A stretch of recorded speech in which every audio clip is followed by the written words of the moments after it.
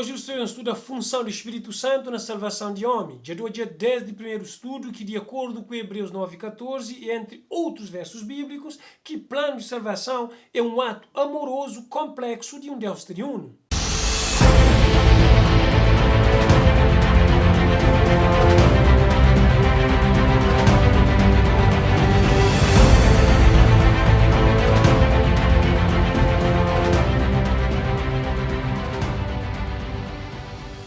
Em Hebreus 9,14 está falando que Cristo, pelo Espírito Eterno, a si mesmo, ele ofereceu para Deus Pai. Ali não pode dizer que a obra de redenção ou plano de salvação a ele é executado por um Deus triuno. E cada pessoa de divindade, mesmo que elas tenham a mesma essência, mas elas têm uma função diferente ou função subordinativas na plano de salvação e também na criação. Hoje nós sabemos qual é que é a função do Espírito Santo na plano de salvação de homem. Primeiramente, no livro de Isaías, capítulo 32, a partir de verso 15 a 20, Isaías está falando de obra do Espírito Santo como uma obra de renovação e restauração do mundo. Então, desde o início, no Antigo Testamento, o Espírito Santo inicia uma obra de renovação do mundo que caía em pecado e também fazer parte de criação de acordo com Gênesis capítulo 1, verso 12. Renovação foi iniciada no Antigo Testamento, de poder ler tudo isso na Isaías capítulo 32, 15 a 20 e outros textos mais. Mas, porém, renovação foi completamente ampliado ou expandido para o ministério de Jesus Cristo através de derramamento do Espírito Santo. Então, para meio do Espírito Santo, também aconteceu a renovação de mundo, mas também o Espírito Santo quer fazer uma outra obra, não só apenas renovar o mundo, mas ele quer também renovar o coração e mente humana. Espírito Santo que é responsável para operar no nosso nascimento espiritual.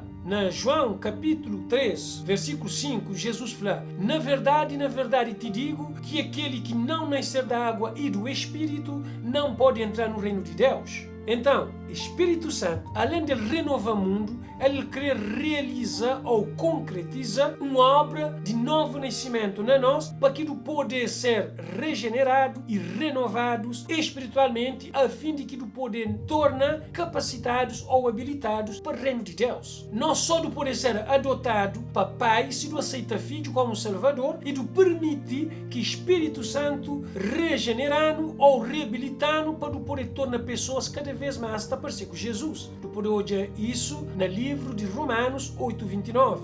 Portanto, aqueles que antecipadamente conheceu, também os predestinou para serem semelhantes à imagem de seu Filho. Ou seja, Deus Pai, a ele preordenando para o dever ter um caráter semelhante de filho, mas para que isso acontecer, é Espírito Santo que é responsável pelo novo nascimento espiritual que está acontecendo a nós. E de modo consequente, Espírito Santo, a ele é responsável também para santificação. O que é santificação? Ele é um processo de separar. Santificação é separar algo, coisas ou pessoas para uso sacro ou uso sagrado e santo. Nesse processo que está a ser separado para o uso sagrado, é Espírito Santo que está separando daquilo que é mau, daquilo que é errado e também pecaminoso no mundo. Santificação é um processo de transformação e isso está acontecendo durante a vida inteira de um ser humano. No livro de João, capítulo 14, versículo 16, está falando que Cristo subiu para o céu e Cristo tinha prometido que ele te mandava um outro Consolador. E esse outro Consolador é o Espírito Santo que deixa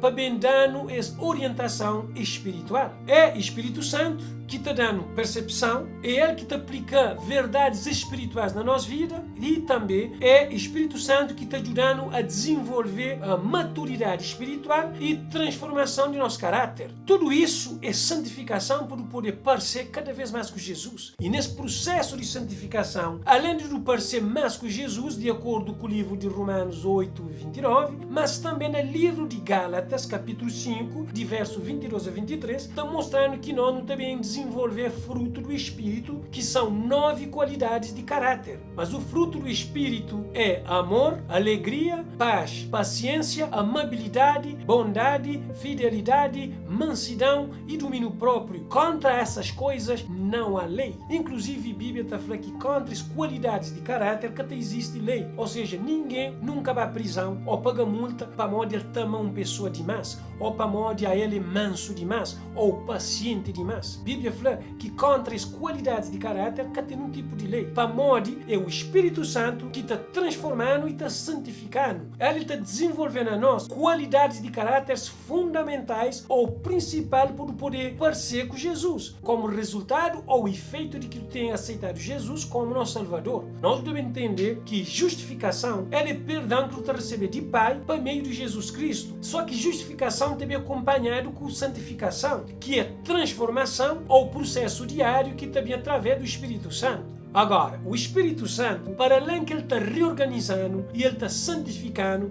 ele tem uma função de estar sempre atuante na vida de um cristão. Às vezes tem pessoas que estão perguntando, mas o que é um cristão e quem é que é um cristão? Cristão é nome dado para pessoas que seguem ensinamentos e doutrinas de cristianismo deixado para Jesus Cristo. Cristão significa seguidor de Cristo, para modo a ele aceita Jesus como seu Salvador e Redentor e ele está a obedecer seu mandamento. Agora, o que é que o Espírito Santo está fazendo na vida de um cristão para ele seja realmente luz do mundo e sal da terra e qualificado para o reino do céu? O Espírito Santo está a fazer algumas coisas, mas nós nos devemos destacar só 4. Primeiro é o seguinte, o Espírito Santo durante a vida cristã, ele está dando sabedoria, mesmo que sabedoria na Bíblia, a ele é apresentado como uma obra de um Deus triuno. Mas sabedoria também é uma função especial do Espírito Santo. De acordo com 1 Tessalonicenses, capítulo 12, capítulo 4, de 1 a 8, ele está falando uma verdadeira sabedoria também para meio de Deus Pai. De acordo com o livro de Romanos, capítulo 13, de 11 a 14, ele está falando para nós do DB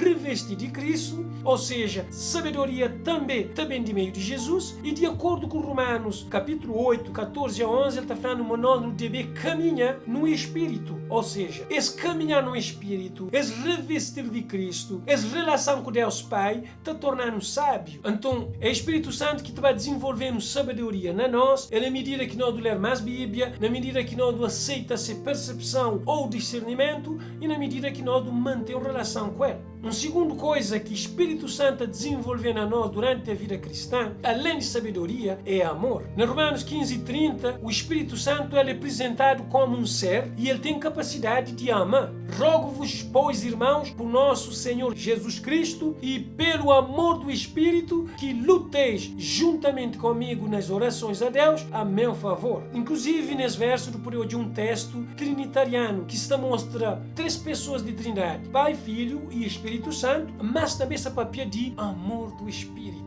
Ou seja, é o Espírito Santo que está colocando amor cada vez mais no nosso coração. Inclusive, na Romanos capítulo 5, verso 5, disse que o propósito de Deus é que o Espírito Santo derrame o amor de Deus em nosso coração. Terceira coisa que o Espírito Santo está feito na vida de um cristão é liberdade. Ou seja, o ser humano, ele tem liberdade para ser feliz em Cristo e que este fica prendido nas consciências a regras excessivas e humanas. A não poder desfrutar de uma vida de liberdade para meio do Espírito Santo, a hora que tem fé e gratidão e de poder expressar isso na nossa comunidade religiosa. Uma outra coisa que o Espírito Santo proporciona na caminhada cristã é afinidade, ou seja, o Espírito Santo proporciona que meu cunhado tenha entendimento, simpatia com todos e com outros irmãos em Cristo. Romanos 15, 5 a 6 no talher o seguinte: ora, o Deus de paciência e da consolação vos conceda o mesmo sentimento uns para com os outros, segundo Cristo Jesus, para que concordes a uma voz, glorifiqueis ao Deus e Pai de nosso Senhor Jesus Cristo. E se não continuar a ler no livro de Filipenses, capítulo 1, 27, capítulo 12,